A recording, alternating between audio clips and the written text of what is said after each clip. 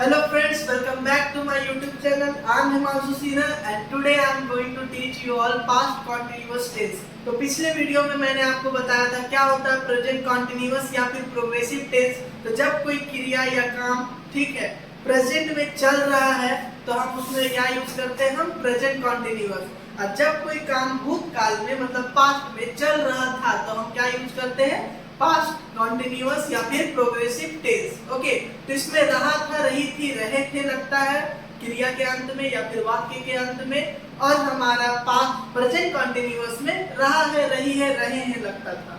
मतलब है के बदले हमारा क्या यूज हो रहा है, रहा है, रही है के बदले रहा था, रही थी।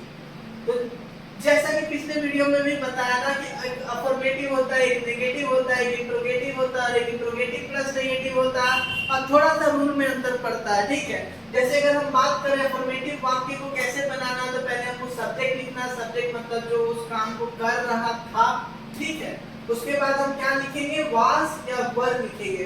तो वाज वर कैसे लगाएंगे, तो सबके साथ याद रखना सिंगुलर के साथ हमारा वाज का प्रयोग होता है, एंड प्लूरल मतलब एक से ज्यादा के लिए क्या यूज होता है, वर यूज होता है। पर एक एक्स्ट्रा में याद रखने वाली बात क्या है कि यू के साथ भी वर होता है, क्योंकि यू सिंगुलर भी है और प्लूरल भी है। बाकी आई के साथ आई सिंगुलर है तो वाज लगेगा। ओके, तो सिंगुलर के साथ वाज और प्लूरल के साथ वर लगाएंगे। यू को एक ध्यान में रखने वाली बात है बस।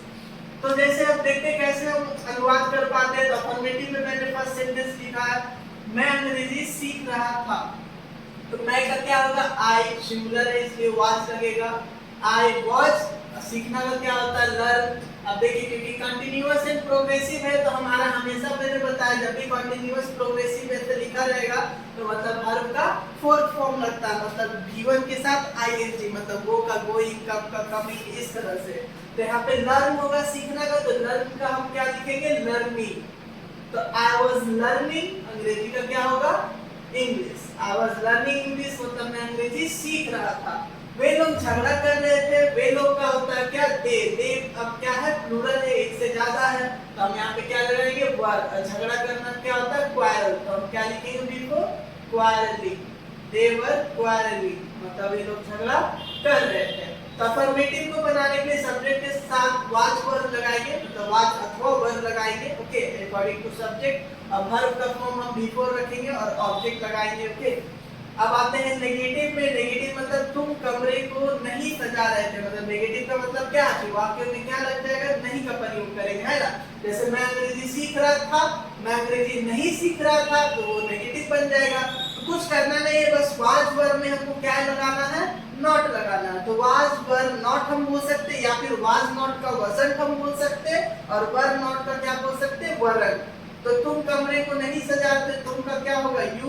अभी मैंने बताया था यू के साथ क्या लगता है, वर। तो हम वर नॉट भी लिख सकते हैं, या फिर सताकर मैंने क्या लिखा, वरंट भी लिख सकते हैं। ठीक है, तो मैं वरंट लिख देता हूँ, यू वरंट। सजाना का क्या होता है, डेकोरेट। तो डेकोरेट का बिफोर क्या होगा, डेकोरेटिंग। तो यू वरंट डेकोरेटिंग एंड कमरे को, तो the room. You weren't decorating the room. वह तुम्हारी शिकायत नहीं कर रही थी, तो रही थी मतलब सी है, सी सिंगुलर है तो सी के साथ क्या होगा, wasn't। तो she was not या फिर she wasn't। कंप्लेन होगा शिकायत करने का, तो कंप्लेनिंग बोलेंगे बिफोर। तो she wasn't complaining, तुम्हारी शिकायत का क्या होगा, about you। तो she wasn't complaining about you। तो नेगेटिव में बस कुछ नहीं, was वर्ब के साथ not का प्रयोग करना। जैसे मैं अंग्रेजी नहीं सीख रहा था तो I was, यहाँ नॉट लगा देंगे तो नॉट लर्निंग इंग्लिश, या फिर was नॉट का क्या बताया, wasn't होगा तो I wasn't learning English।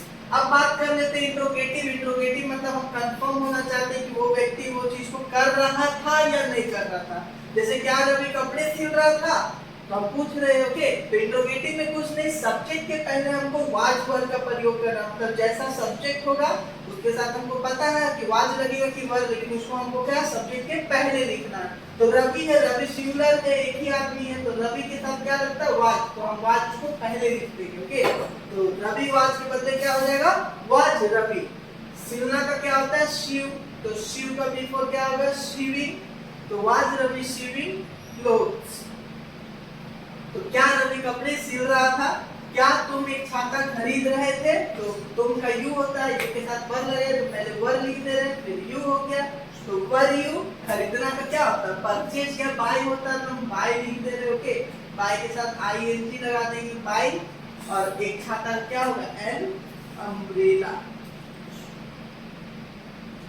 तो were you buying an umbrella या फिर were you purchasing an umbrella, दोनों आप बोल सकते हैं। तो वाज वर सब्जेक्ट फिर बिफोर ऑब्जेक्ट क्वेश्चन मार्क। तो हमारा इंट्रोगेटिव वाक्य बनाने के लिए हम इसका प्रयोग करेंगे।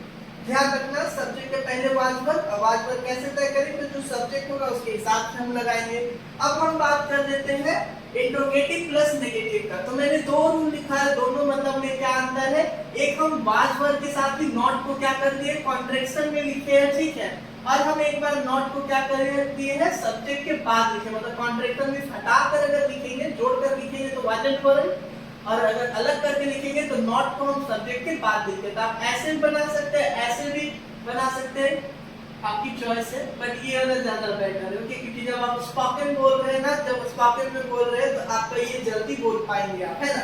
जैसे मैं बोलूंगा was he not cooking food और वाजंट ही कुकिंग फूड, कौन सा पहले बोला है? Wasn't he cooking food, okay. But आप दोनों तरीके से लिख सकते हैं, कोई गलत नहीं होगा। देखिए वाक्य कैसे ट्रांसलेट करते हैं, ठीक है। क्या हम लोग तुम्हारी मदद नहीं कर रहे थे? हम लोग का वी होता है, वी के साथ वर लगेगा तो हम वरंट लिखेंगे इधर, है ना। तो वरंट ये भी सब्जेक्ट के पहले लिखेंगे, इंट्रोगेटिव इसलिए।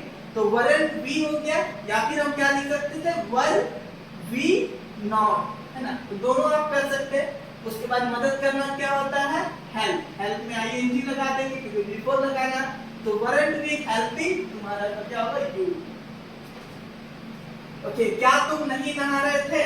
सॉरी, क्या वह नहीं नहा रहा था? तो वह का ही होता है। और हम वाज लगता है तो हम यहाँ पे वाजंट कर देंगे, तो वाजंट ही, या फिर हम क्या लिख सकते हैं? Was he not. नहाना क्या होता है? Take a bath. तो टेक का क्या होगा? टेकिंग। तो टेकिंग अ बाथ। तो wasn't he taking a bath मतलब क्या वह नहीं नहा रहा था? ओके, तो ये हमारा कंप्लीट हो गया। Past continuous not a big deal, but आपको थोड़ा ध्यान रखना। प्रैक्टिस के लिए आप क्या कर सकते हैं ना, हम हर एक टेंस में बोलते हैं कि आप एक अफर्मेटिव सेंटेंस बोलिए, उसी को नेगेटिव में करिए, फिर इंट्रोगेटिव में चेंज करिए, फिर इंट्रोगेटिव प्लस नेगेटिव में। जैसे मैं बोला ही वाज कुकिंग फूड, वह खाना बना रहा था, तो नेगेटिव क्या हो जाएगा? ही वाजंट कुक फूड, मतलब वह खाना नहीं बना रहा था। क्या वो खाना बना रहा था? तो वाज ही कुकिंग फूड। और क्या वो खाना नहीं बना रहा था? wasn't he cooking food। इस तरह से आप हर एक टेंस को प्रैक्टिस कर सकते हैं, अलग अलग सब्जेक्ट के साथ अलग अलग हेल्पिंग वर्ब, मतलब ही जा रहे हैं, वाज वर ऐसे यूज करके, फिर बिफोर अलग अलग वर्ब को यूज कर करके आप बनाएं, प्रैक्टिस करें, उसको बोलकर प्रैक्टिस करें, लिखकर प्रैक्टिस करें, and it will be easy to learn. Okay, as I always tell, English easy है। Okay, thanks for watching. If you have watched by now, okay, and don't forget to subscribe. Thank you very much for watching.